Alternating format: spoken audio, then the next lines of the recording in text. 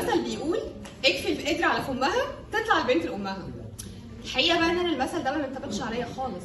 انا وماما مفيش اي شبه بينا الا في حاجه واحده بس.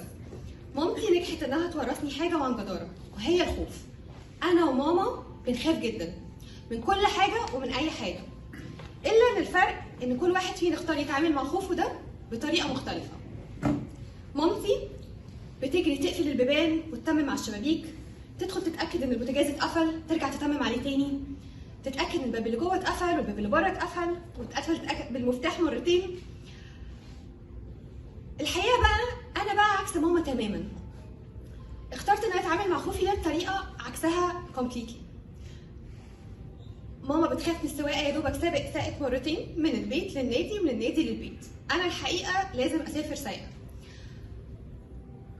بخاف ان انا ما اعرفش اتحمل المسؤوليه، اروح اسافر بلد ما اعرفهاش خالص لوحدي تماما، واقرر اعمل ايطالي لوحدي واسافر لوحدي.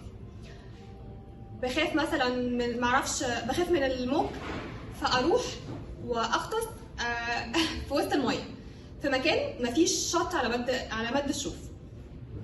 بخاف من الشغل ان انا ما اعرفش انجح فيه، فاختار اصعب حاجه ممكن اعملها في الشغل واروح اعملها برضه. الحقيقه ان انا اكتشفت ان انا في كل مره كنت ببعد فيها عن ماما وعن صورتها كنت بقرب وابقى شبه بابا.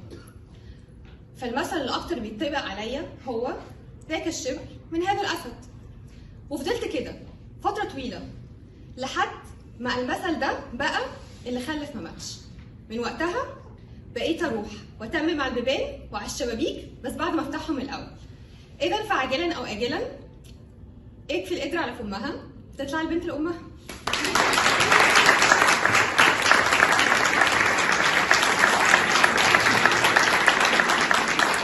In 2015